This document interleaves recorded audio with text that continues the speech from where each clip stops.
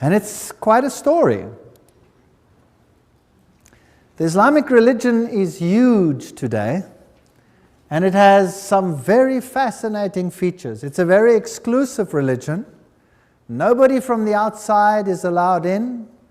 If there are pilgrimages to Mecca, only those of the Islamic faith are allowed to go to these pilgrimages. It is an exclusive religion. Evangelism in Islamic countries is totally forbidden.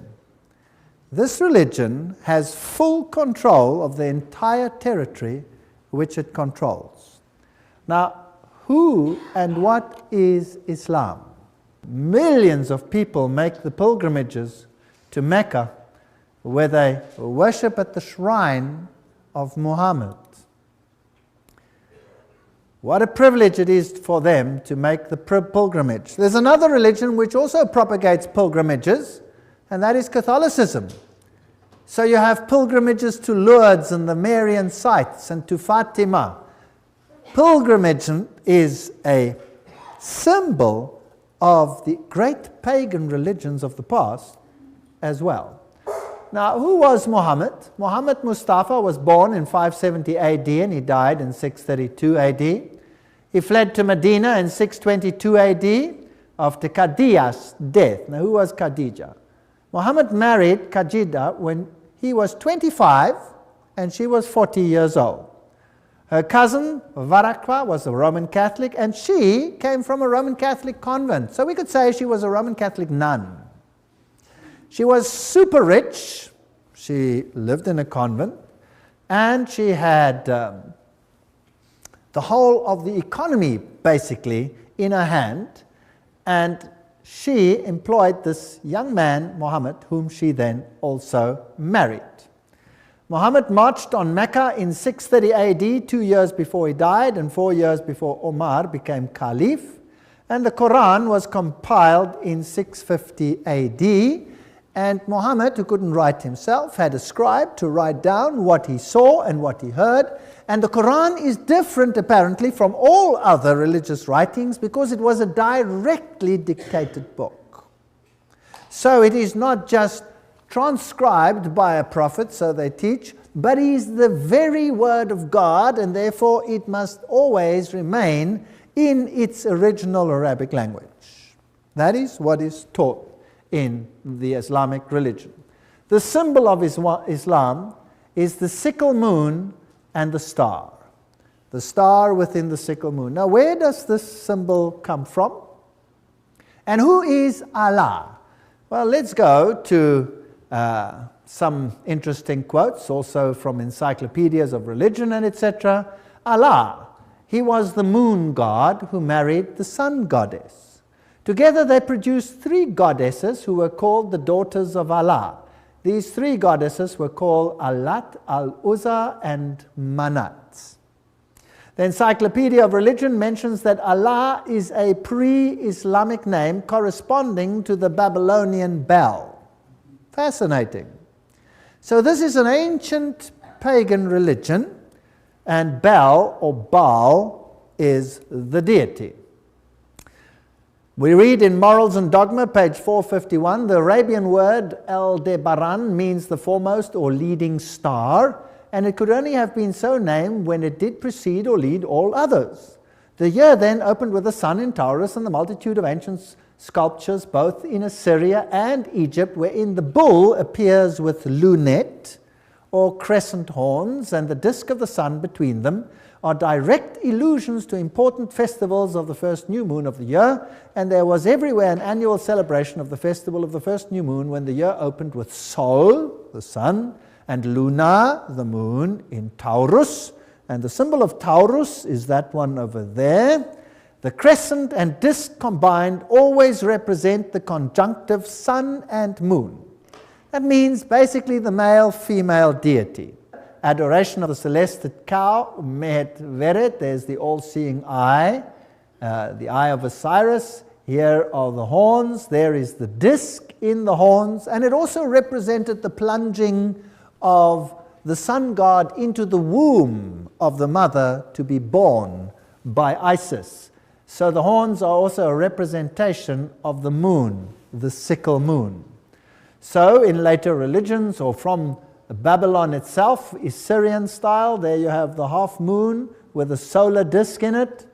And the same over here, enlarged. Note that this is Baal Hadad, the birth of the sun.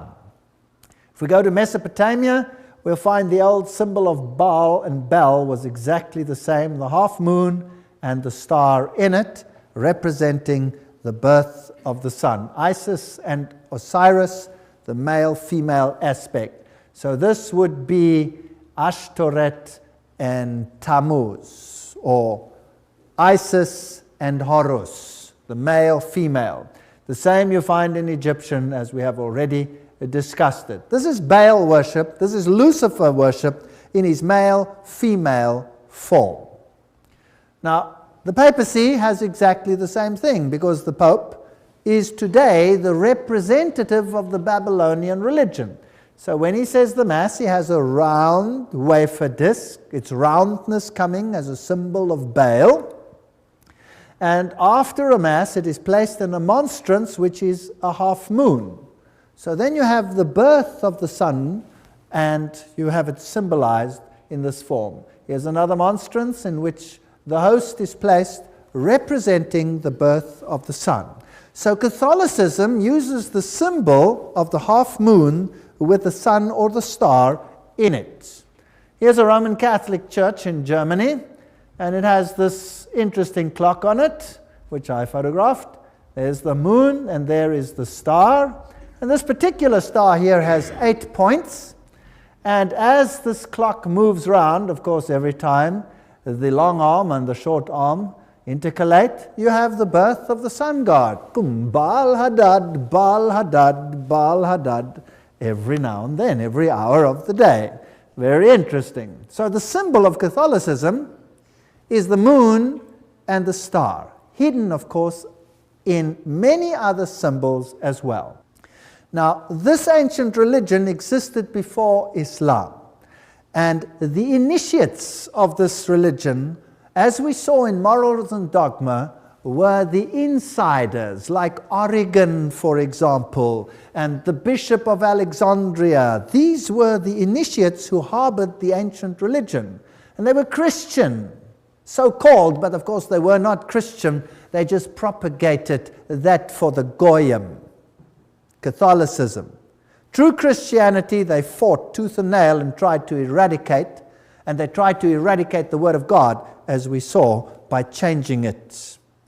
Now, Islam arrives on the scene way after that. So the true harborers were in Christianity before they were in Islam, and they were in two places, Alexandria and Rome. Alexandria was eventually taken over by Christianity, and the bastion, the great library, was destroyed, and the final seat of the occult knowledge was in Rome. So Rome is the seat of the ancient occult knowledge before Islam even appeared on the scene. That is the fact. And this ancient occultism had a potent enemy. Who was that enemy? Christianity. Christianity was growing in the place where the disciples had taught it. Christianity was growing in the heartland of the Middle East, Asia Minor, all the way up to India, the Bible says, into the north of Africa. That is where true Christian doctrine prevailed. They kept the Sabbath. Only Alexandria and Rome did not keep the Sabbath. Alexandria soon disappeared as a seat, and then the Sabbath was not kept in Rome. Very interesting history. So the symbol that Catholicism uses is the star and the sickle moon, and this star, by the way, is exactly the same star as is used in Islam. Isn't that interesting? I wonder who gave rise to whom. Obviously, the one who is first can only give rise to the one who comes second, and not the one second give rise to the one who comes first. Isn't that correct? If we think about it. So, in Catholicism, we find the half moon or the sickle moon where the deity is in them. We find Mary replacing Jesus Christ as the mediatrix of all graces, the mediator the sole mediator and advocate is replaced by Mary. So here in this Roman Catholic monastery, Christ puts the crown of thorns onto Mary, and she has the holes in her hands. Mary is always depicted as coming out of a cave. Now, the ancient deities always came out of a cave. Loyola, the Jesuit, received all his information in a cave, and it is interesting that Muhammad received all of his information in a cave. That's paganism. That has nothing to do with Christianity. Now here we see in Islamic countries, in this particular one over here, we have this strange structure over here, and we have a statue of Mary on top of it. And Mary there appeared, apparently, as this little gazelle. But before the king shot it, it changed into Mary, and she told him to build a monastery. And that she did, or that he did, and there is the monastery high up on a hill. Now, whenever I find a monastery high up on a hill, I'm very interested, because high hills were pagan high places, where they sacrificed to pagan deities. It is interesting that all the cathedrals in the world are built on pagan places of worship. Even the Vatican is built on a pagan site of worship. Nothing has changed. So when I came to this particular place in the Middle East, I went to look for the ancient place of worship, and sure enough, on the hill, there it is, the triple arches of the ancient deity of sacrifice in the cave, as per usual. It's interesting that Mary always appears in the cave. In Fatima, she's in the cave. In Lourdes, she's in the cave. The Pope is always visiting the cave and worshipping in the cave. As Osiris represented the sun in Egyptian law, Isis represented the moon, but the truth is that Osiris represented the male active generative powers of nature, while Isis represented the female passive or prolific powers. That's Encyclopedia of Freemasonry. So it's actually a form of nature worship. These people would do well in the Bohemian Grove, worshipping the trees.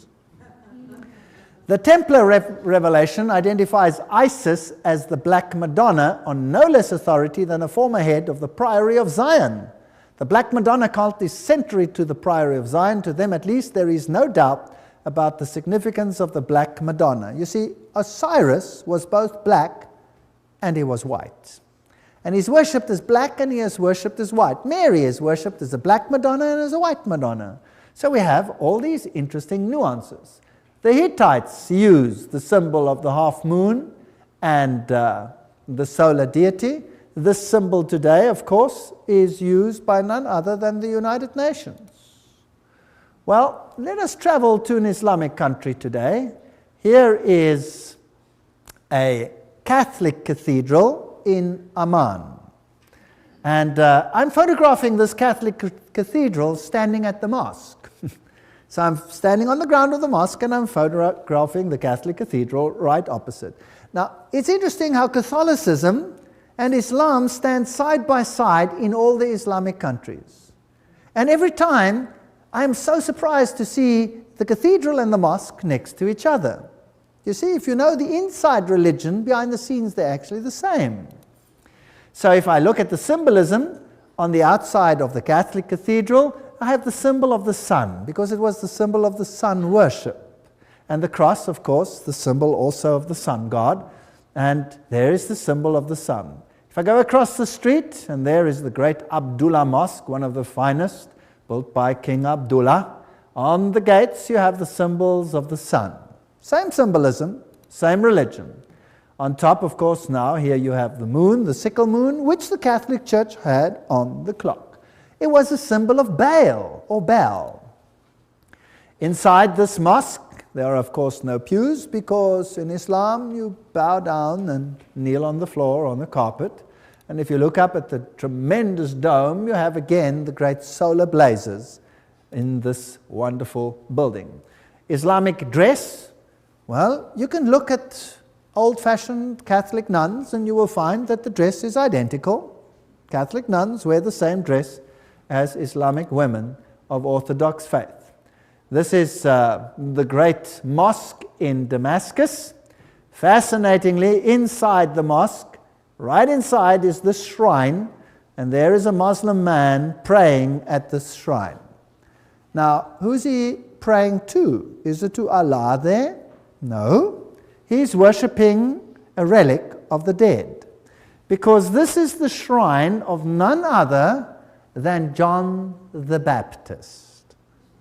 Now, if you know something about Johannsites, we've spoken about that, then you can already pick up, if you pick up the name John, you have Johannsianism, then you have secret societies blended in the background.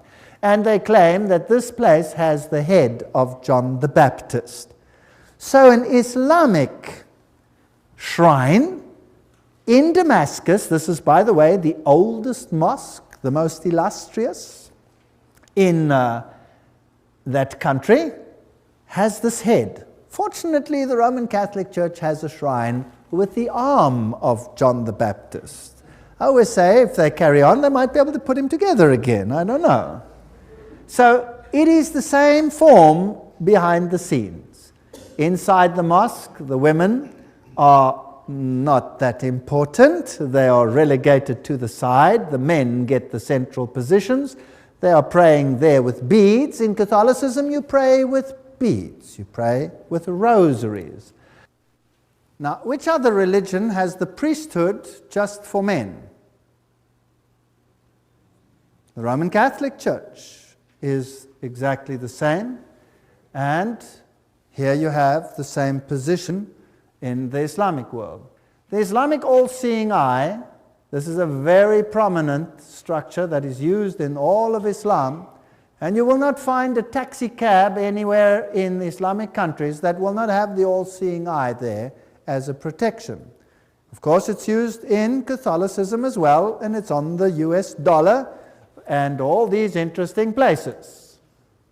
There's, of course, the Eye of Hathor, the Eye of Osiris, on an Egyptian temple. There it is, on a Roman Catholic pulpit. Another one on a Roman Catholic cathedral. Masonic author Carl Claudy writes, this is one of the oldest and most widespread symbols denoting God. We find it in Egypt, in India. The open eye of Egypt represents Osiris. In India, Siva is represented by an eye, and the Encyclopedia of Freemasonry says the all-seeing eye is an important symbol of the supreme being borrowed by Freemasonry from antiquity. On the same principle, the Egyptian represented Osiris. So, Islam uses the symbol, Catholicism uses the symbol. I'm just showing you some comparisons. To the ancient Egyptians, the right eye symbolized the sun, the left eye the moon. So there you have, again, the two aspects of the sun god. Bailey then goes on to mention, this is Alice A. Bailey, that the eye of God is Shiva or Siva, the destroyer. Remember, Shiva is the Indian god who is the equivalent of Osiris. Shiva is also a synonym for Satan. Is it possible that both religions in the inner circle worship the same Lucifer, but that the outer court knows nothing about this? Well, who was Baal? Encyclopedia of Freemasonry. Whenever the Israelites made one of their almost periodical deflections to idolatry, Baal seems to have been their favorite idol. In Tyre, Baal was the sun, Ashtoreth the moon, and so we have all the evidence that they know exactly what they're doing. There is no contradiction here, for Set is the Egyptian devil and Shiva is the Indian god of destruction. Both names, Set and Shiva, are listed in the Satanic Bible as another name for Satan. And Elena Petrovna Blavatsky affirms, now we have to remember that Shiva, Palestinian Baal, or Moloch, and Saturn are identical. Is it possible that both religions serve the same master behind the scenes and that the masses are deceived, just like in Catholicism? Beautiful people who are kept ignorant. And the sincerity of the Muslim duped and misused because they are goyim, catechumens. Elena Petrovna Blavatsky links Set to Satan. Hermes, the god of wisdom, is called Tot Tat Set, Satan. All of these. Ancient Egypt, Set was worshipped under obscene homosexual rituals. And they had temples in which they had these homosexual rituals. For example, the Luxor temple. I have them, but I won't show them. Now, this is an ancient pagan site, the Luxor temple, one of the great relics of past times. Now, here we're going into the entrance, and oops, what's that? That's a mosque. Now, where's that mosque built? You don't mean the mosque is built into the Luxor temple? Is that possible? Well, let's go a little bit closer. Yes, there it is. It's in the Luxor temple. What does that tell you? If you had to build a Christian church today, would you go and choose the ancient pagan temple of Baal and build your church right in it? Yes or no? No, of course not. But what if the secret religion is really the same old ancient religion of Lucifer worship? Would you then perhaps do it? Perhaps, yes. So there they've done it. It's built into that temple. Amazing. On the ruins. Now let me take you to the temple of Baal, which is in another country, in Lebanon. And there it is. And on the Baal site, which is the same deity, by the way, what is that? That is a Roman Catholic place, a Roman Catholic church. On the same site, there is the cross, there's the temple of Baal. Why build it on the same site? Why have the same rituals? Catholicism does it, Islam does it. Do you think they have an agenda? And if we go into the great Catholic places, this is the place where Mary apparently ascended.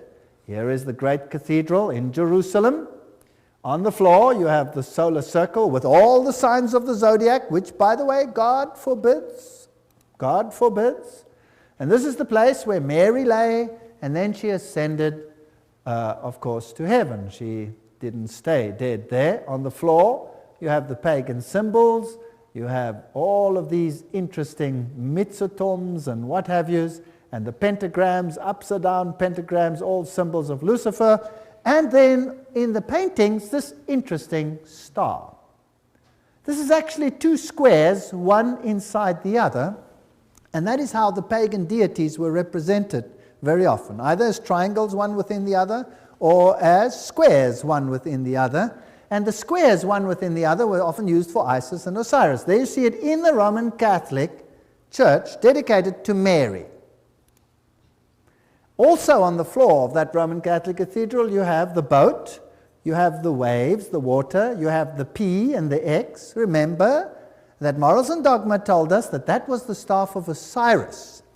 So that means it's actually a male phallic symbol, and the boat would be the womb. This is a very naughty picture in a nice setting. Nobody would know what that really means. Nobody would really guess that that is an obscene picture, unless you read what the Masons say about it.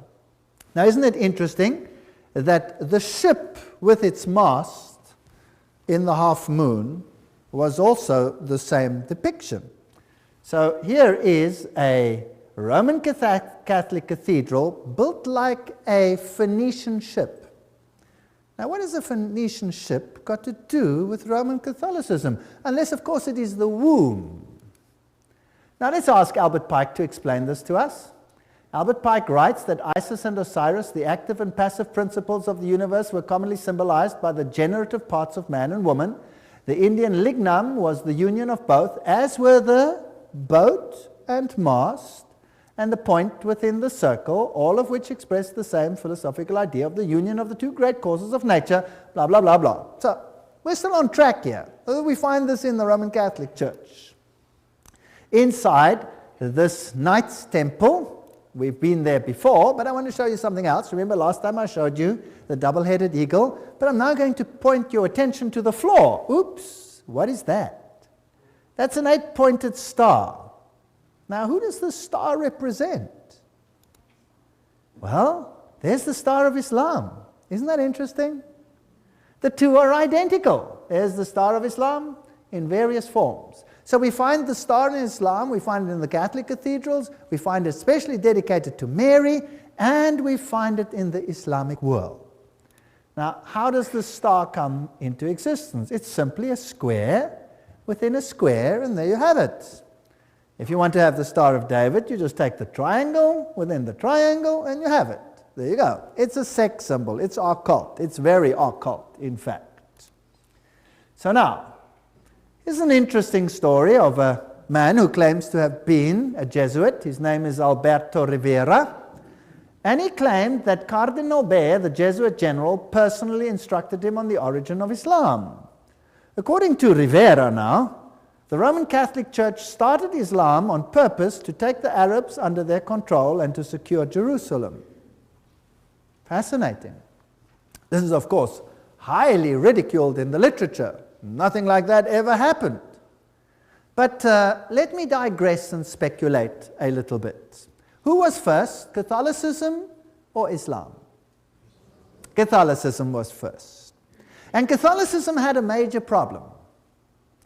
You see, the Byzantine Church initially was on the side of Rome, no problem. In fact, the Byzantine emperor elevated the Roman pontiff to his level of corrector of heresies of the entire world. So yes, the Byzantine Church and Rome were initially one.